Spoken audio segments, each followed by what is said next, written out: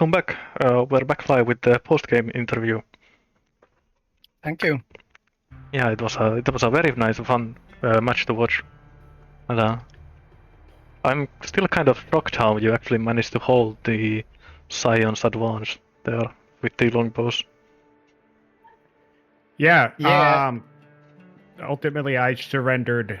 First of all, let me just say, good game, Aran. Very, very, very well played. I think I lost this one on tactics alone, and ultimately, I surrendered because I knew his science was getting higher than mine, and it definitely is higher than mine. And I know I'm actually surprised we're more even at the stage than I thought we were militarily. But even if I were to full wipe his entire army right now, I just don't think I would be able to invade his territory and actually win because of his output potential. He still hasn't.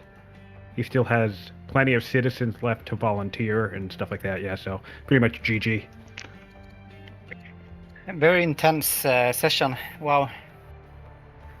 Yeah, this was a lot of fun to watch. A lot of really good tactics from Aran especially. The volunteer play was kind of sick, but not just kind of sick. It was very very cool to watch. Which one are you thinking about? The one where you bought all the ties between Arpad and Leptis Magna. Oh, right, with colonies, yeah. Yeah, that one. I was thinking about it earlier, but I never really felt I had like time or resources for it, and then I think I forgot a bit. I don't know, but after defending early on, I decided I would slowly try to push my advantage, not like go all in some kind of timing push or so, but just slowly creep forward. Yeah, I think my issue, the first attack in the whole game was certainly a mistake. I kind of had this idea where I had archers, he had slingers, and I had this whole fort creep going on, and I figured I'd pressure around that point. I think that's right around the time I got my elephants as well. But then I kind of forgot, literally after like my first round of that combat, I check the family opinions, and my family opinion wasn't great, but Aran had friendly in both champions and hunters, and then of course had hunters slingers, and of course we were fighting in hunters territories. Yep. So I realized all of his slingers were effectively archers anyway, and I was like, so I pretty much immediately was like, shit, I'm gonna have to retreat this. But then I decided stupidly. I hadn't even moved my ballista up yet, but I decided, I was like, well, maybe I can get more kills. So I decided to hang in, but I almost immediately realized that was going to be a losing fight. And then the second time, admittedly, yeah, I think my biggest flaw in the second invasion was what I should have done was I should have taken a few more turns and picked a direction, north or south, and sent my entire army with all of my orders in one direction, even if Aran chose to start punishing and invading in the opposite side of the map, because I think if my entire army was together, because I found myself with longbows but not enough routing potential, and then later on I had plenty of routing potential but not enough longbows, and so I feel like if everything was together, I would have been able to overwhelm him. But yeah, man, I mean this hillside double lake situation was really tricky tactically, and there's no other way to say it other than he definitely beat me. He definitely outplayed me tactically. Tactics isn't really my strong suit in general. I think we all have weaknesses going into this kind of game, and my biggest weakness is probably tactics. I tend to outproduce and overwhelm my opponent. Yep, but you were really good at finding these route chains this game as well. I think you get 4 or 5 route chains that were 5 units long. This game. Yeah, I had a those are couple good brutal. route change, which was nice. My big mistake was I kept putting my onagers together, and he kept pulling chariots and shit out of nowhere when that was annoying. Yeah, it's that's one of the things with having 2 military families is the chariots just kind of come from nowhere because you built them so fast. And being a zealot with the swift Yep. strength as well. Yeah. And also, But yeah, yeah, go ahead. I was just going back to the early game we were talking about your first invasion.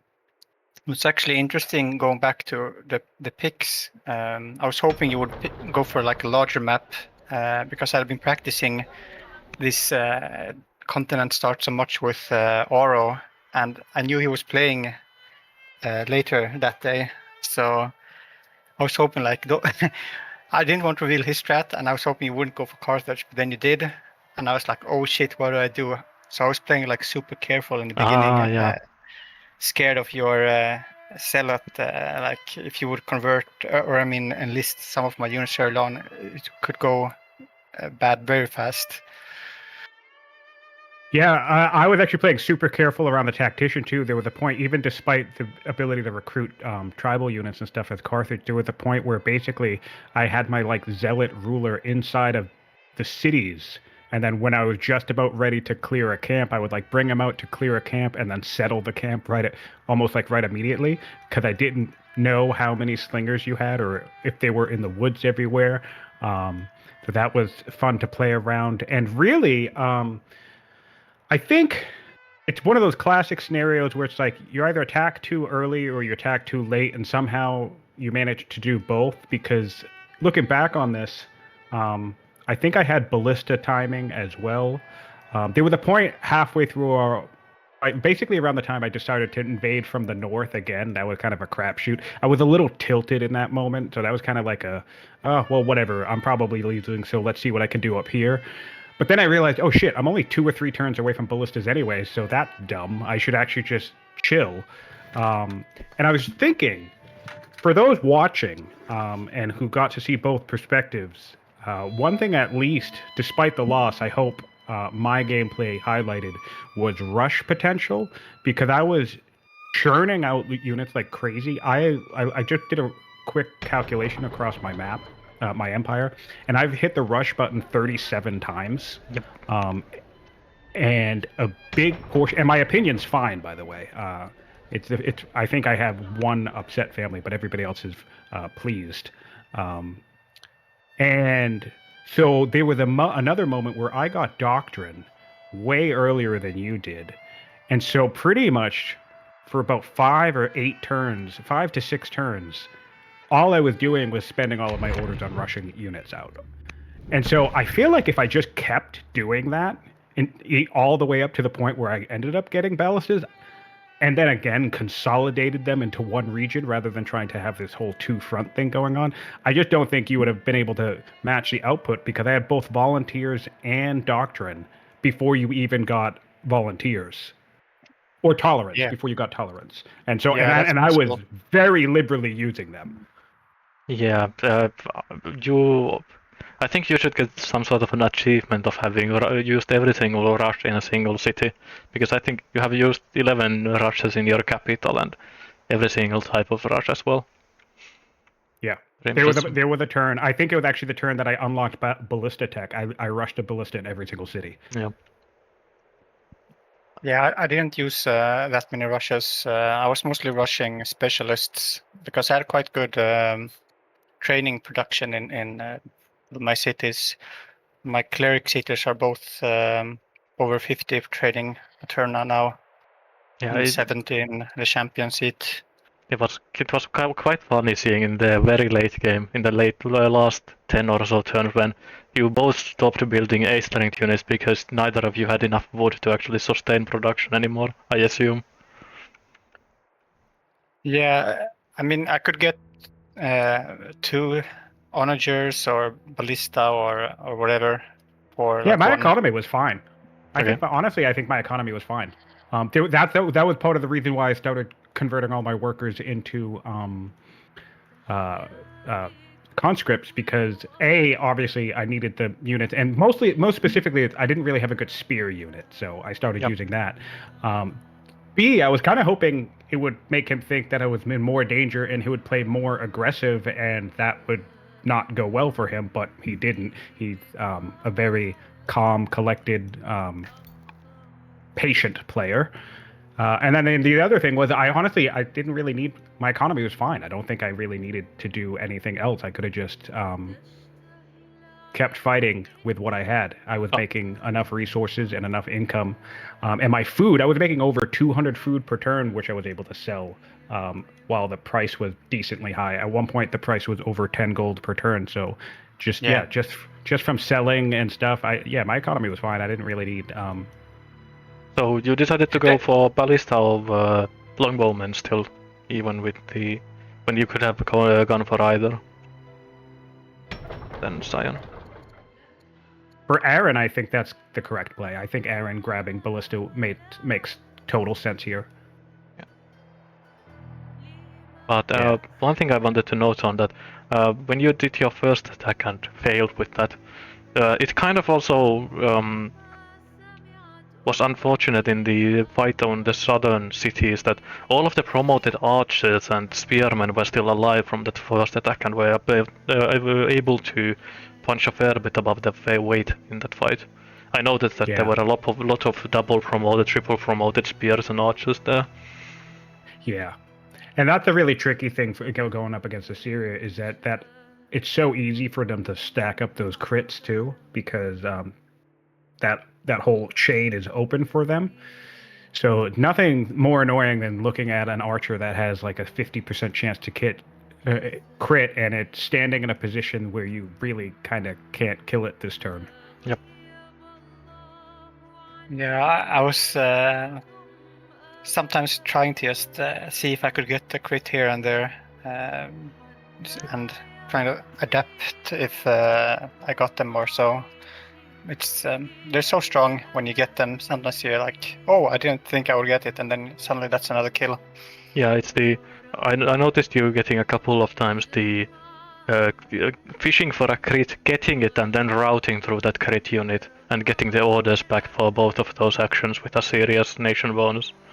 Kind of, it's an incredible amount of snowball in that case especially. Yeah. With the Jebel coming online, I knew, and obviously Assyria being Assyria, I knew my biggest issue here was also going to be orders, and that was another reason why I just decided to surrender just now, because even though, again, looking at the map, we actually have more of an even army than I was expecting, but he has 20 more orders than me now. He gets refunded every 2 orders every kill, and I can't compete with that. So that was actually another thing that motivated.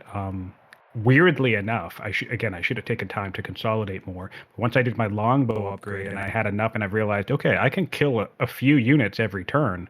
And that was around the time he was doing this cool tile buying down in Polino Forest.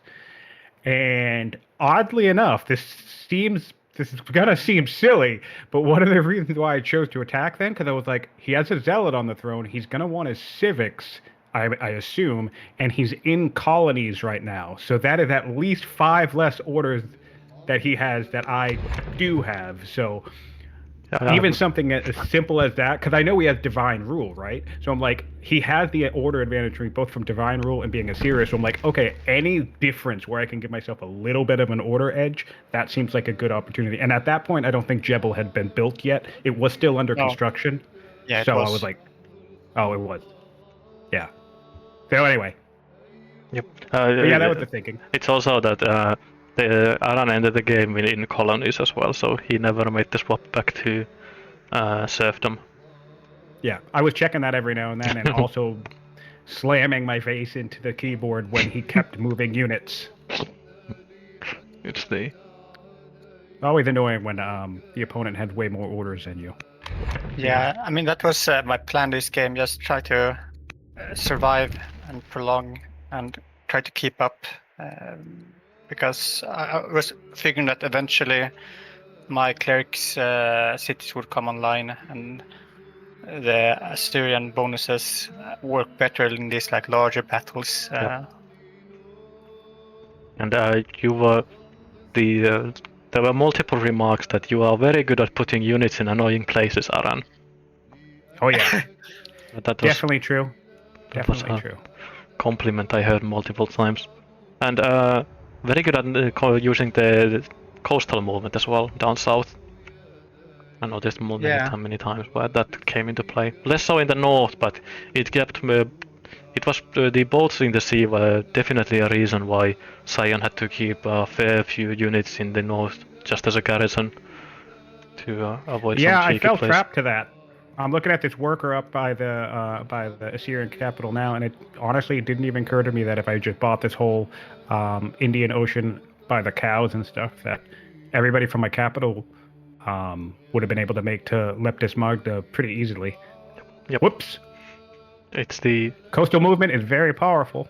Yeah, there was also a funny moment when there was a siege tower sitting next to Yerevan on one of the barracks here, the Assyrian capital, and it could have moved all the way to Thebes and basically one-shot the city. It would have done like 17 damage to the city. Oh wow! Yeah, so I there didn't was see that. there was an opportunity to sail that one siege tower and one other unit and just take Yeah. the city in 2 hits. Oh yeah, you could force march all the way down here. That's funny. But, So one thing I was happy about was I built only 3 ships in this game, or maybe 4. And I postured them out up north in Mauderman, but I actually did that on purpose just because I wanted to kind of bait Aran into putting more production into the ocean and thinking, oh crap, I have to take control of the seas. It didn't quite work out. Well, actually, let me take a look. I can check this exactly. I built. He built 9 biremes and I built 4. So basically, my thinking there was every bireme he builds with a build queue is not a unit he's building on land to fight the actual war that I was intending to fight later on. And fortunately, while there was a little bit of pressure down here with his anchoring, it didn't really, like the boats didn't really present that much of an issue for me until I was already definitively losing. Yep. Yeah, they didn't really do much. I was trying to poke and see if I could find some way in. Maybe I should have committed more in one way or another, but I think the way it turned out now, it was kind of a wash for either of us. Yeah. Yeah. Well, anyway, tremendous game. I have to admit, full respect to all the other players in the tournament and everybody playing their game. But I was dreading this match more than probably any other matchup because Aran just seems like a very strong and steady player. So I was very much looking forward to it, but I had a sneaking suspicion that this would be a very difficult match, and it certainly proved to be a very difficult match. So kudos to you, Aran. Very, very well played, and good luck in the rest of the upper bracket. Yep. Now I have one more question before you go, Sion. Sure. There's a ore right next to your capital that you never got into your borders, and Filthy and Fluffy were wondering that why was that? Just never happened. Eventually, it got so developed over here that basically the thing is so obviously it didn't work out, right? Like I've lost. But basically, my thinking eventually reaches a point. I have 34 training in this city. I can 3-turn most units. I've rushed this. How many? I rushed 9 times with orders out of this city. I rushed 1 time with a citizen, and I rushed 2 times with training. So that's 12 rushes. It's like, yes, I understand that if it were training, I wouldn't need to rush as much. But I can still 3-turn ballistas, which is pretty solid, right? Yep. Iron mine, even an iron ore mine would probably make that. Actually, no, it would probably get me up to from 34 training to 40 training, which would still make it only a 3-turn ballista, as an example. So it kind of gets one of those points where after, like, I should have went straight for it, for clear. I should have maybe went straight for it, got colonies, bought out to that tile, and improved it. But it gets to a point where if it turn 80 and I don't have the iron mine in my city, I don't really care about it. My iron income was fine. My training was fine. My unit output was fine. My economy and my science were all fine. So really, I mean, in this game in particular, again, kudos to Aran. I think my loss here came 100% down to tactics more than anything else. I fought 2 battles against Aran where I was in the second battle. It was incredible. Every single turn, when I ended my turn, Aran was weaker than me. And then on my next turn, we were back to similar. And that happened for like 6 turns in a row. we just bounced weaker, similar, weaker, similar, weaker, similar, and he still won. So I mean, that was incredible. But anyway, yeah, to answer questions like that is, I think the last time I thought about the iron mine was the time I was building all of these farms, and food with my issue. I didn't really need a knot of iron at the time. I think I was making 200 iron at the time. I had decent training, and I think I might have even just been either had orthodoxy or was close enough to it that I didn't care about training anymore. Yep. Because basically my thinking is slam the rush button over and over and over and over and over again, produce a shitload of units, and then go kill somebody. And it was pretty close to Cool. working out as well. Yeah, it was very very tough game. Really well played. It was yeah, a great match. I wish you the best of luck in the lower bracket. Maybe we'll meet again in the finals or somewhere later. Oh man, that's the other thing. If you make it all the way to the finals and I meet you again in the finals, I'm gonna have to beat you 2 times in a row. That's gonna be awful. But yeah, no, good luck. I look forward to it. I'm gonna go party in the lower bracket with Purple Blue Moose and Fluffy Buddy. Can't wait. We're gonna have, Yeah, easy gonna have a great games. time. Easy games ahead. Yep. Yeah, can't wait. It's gonna be great. Yeah. Yeah. Thanks for casting, Sino. Thanks for taking the time, and again, thanks for the match, Aran. Very, very well played. Thanks, Yeah. GG, and thanks for casting. Yeah, thank you for playing, and it was very fun to watch all the tactics this game. So definitely a really really entertaining game. All right. But yeah, I will close the interview here. So stop the stream as well here. I'll upload these to YouTube as soon as possible, so you can watch the VODs here there. Cool. All right. Thanks, guys. I'm gonna take off. Me too. See ya. See ya.